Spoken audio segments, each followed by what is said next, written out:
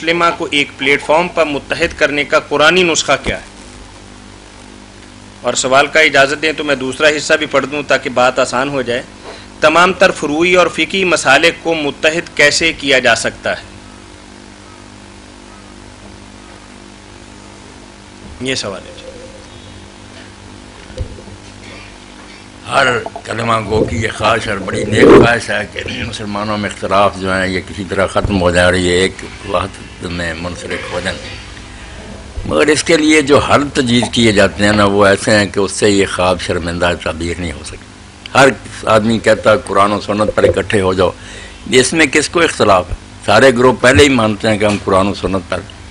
مسئلہ تو یہ ہے کہ ایک گروہ کہتا ہے کہ قرآن و سنت کی جو تعبیر میں کر رہا ہوں میں سمجھاؤں سارے اس کو قبول کریں۔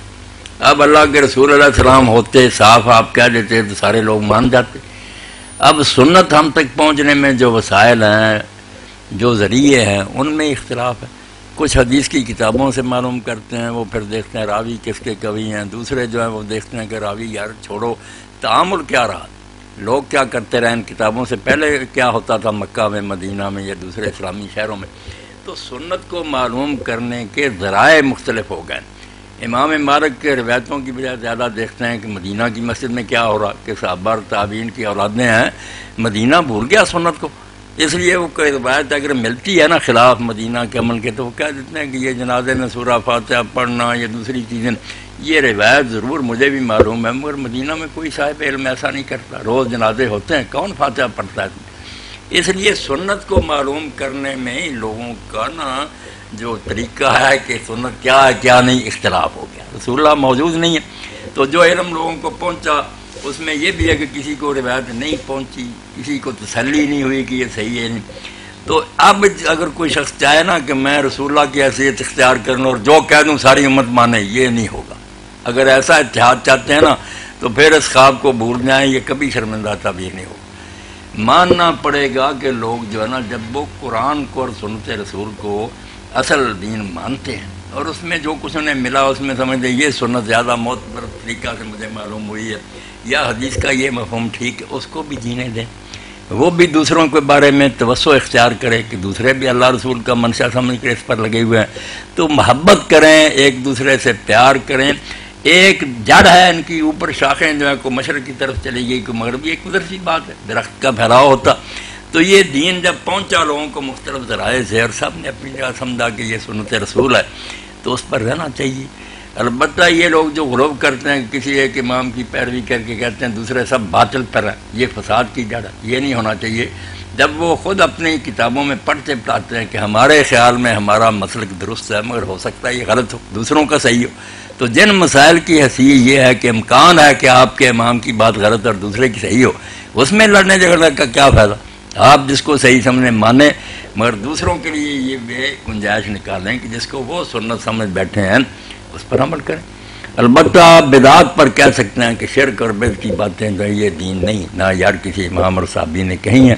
یہ تم لوگوں نے اپنی طرف سے گھڑی، پیار سے حکمت سے موعظہ حسنہ سمجھائیں کہ یہ دین کوئی نہیں،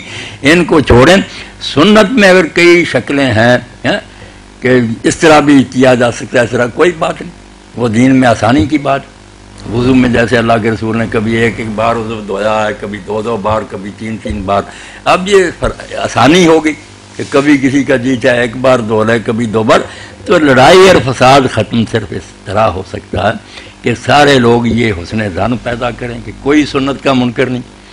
سنت جو ہے نا جس کو جس طرح سے معلوم ہے اس پر چل رہا ہے، بس وہ بھی اپنے دل میں فراخی پیدا کرے کہ میرے طرح ہی دوسرا بھائی بھی سمجھ رہا کہ میں سنت رسول پر عمل کر رہا ہوں۔ یہ ایک طریقہ ہے کہ علماء مدارس میں بجائے مسلکوں پر زور دینے کے سب کا بتائیں کہ ان کے پاس یہ دلیل ہے، ہمارے پاس یہ ہے، بے شک راج مرجو کی بات کریں کہ ہمارے خیال میں یہ روایت زیادہ مضبوط ہے، اس لیے بیٹا ہم یہ کرتے ہیں مگر سرے سے بے بنیاد دوسرے نہیں، یہ نہیں کہ ان کے پاس کوئی اصل ہی نہیں ہے نہیں، ان کے پاس بھی روایتیں ہیں وہ ہمارے خیال میں نہیں معتبر، وہ اگر معتبر سمجھتے ہیں تو سنت رسول پر جمے ہوئے اپنے خیال میں سب کو اجر۔ ہمارے ہاں ایک فرقہ اور مسلک جو ہے وہ صرف اپنے آپ ہی کو قرآن اور سنت پر عامل سمجھتا ہے، جب دیگر کے بارے میں ان کا نظریہ یہ ہے کہ یہ کچھ خیالات اور نظریات اور فقہ پر مشتمل کچھ ایسا ملغوبہ ہے۔ ہاں یہی سمجھے بیٹھے نا کہ دوسرے لوگوں نے رسول اللہ کو چھوڑ دیا ہے، وہ اماموں کے ساتھ لیے بیٹھے، یہ بدتنی ہے، وہ بھی کہتے ہیں کہ ہم یار اتنا سنت کو نہیں سمجھتے، امام صاحب کا زمانہ قریب تھا اس لیے انہوں نے جو کچھ سمجھا، اپنے خیال میں سارے لوگ سنت رسول کی تلاش میں ہی ہیں۔ یہ امام احمد نے اور شافعی نے بعد میں جب یہ کتاب مرتب میں روایتوں پر زیادہ انحصار کر لیا، امام مالک نے مدینے والوں کی طرف دیکھا کہ وہ کیا کر رہے ہیں، ان سے زیادہ بہتر سنت کون جانتا۔ ابو حنیفہ رحمۃ اللہ نے دیکھا کہ ابن مسعود کو حضرت عمر نے بھیجا تھا کہ عراق میں آپ دین کے ذمہ دار ہیں، ابو درداء شام بھیجے تھے، اب ابن مسعود کا ہلکا درس جو تھا وہی چلتے چلتے مسائل امام ابو حنیفہ تک پہنچے۔ انہوں نے کہا یار جس کو حضرت عمر نے سمجھا تھا کہ دین اس کے ذمہ ہے عراق کا، اس سے زیادہ معتبر کون ہے، جبکہ حضور کی حدیثیں بھی حدیثوں میں موجود ہیں کہ میں نے اپنی امت کے لیے وہ دین پسند کیا جو ابن ام عبد کرے۔ اور صحابہ کہتے ہیں کہ ہم ابن مسعود کو رسول اللہ کے اہل بیت میں سے ایک شخص سمجھتے تھے، کیونکہ ہم جب آئے ہیں گھر میں ان کا اور ان کی ماں کا آنا جانا بالکل اس طرح تھا بلا جگہ جیسے گھر کا فرد ہوتا۔ اور یہ بھی صحابہ کہتے ہیں کہ جو شخص اپنے چال چل میں، روش میں، لباس میں، طریقوں میں حضور سے سب سے زیادہ مشابہ ہم نے دیکھا وہ ابن مسعود تھا۔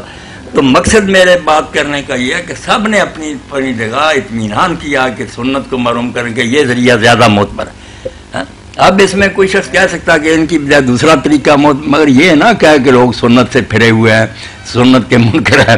یہ غلط بات نہیں مولانا۔ اگر کوئی آدمی کسی امام کی بات کو تسلیم کرتا ہے تو وہ قرآن و سنت سمجھ ہی کے کرتا ہے۔ ہاں ہماری بات اگر کوئی مانے گا یا عصری صاحب کی یا علوی صاحب کی، وہ کب مانتا کہ یہ نبی ہے یا جو کہتے ہیں، معذاللہ یہی سمجھتا کہ عالم ہے ہم سے زیادہ جانتے ہیں، جو کہیں گے اللہ رسول کا دین بتائیں۔ تو اسی طرح وہ امام تھے، عالم تھے، علاقوں کے لوگ جانتے تھے کہ ہمارے علاقے میں یہی سب سے بڑا دین کے جاننے والا۔ تو اعتماد قدرتی بات ہے اپنے استادوں پر یا اپنے شہر کے عالم پر،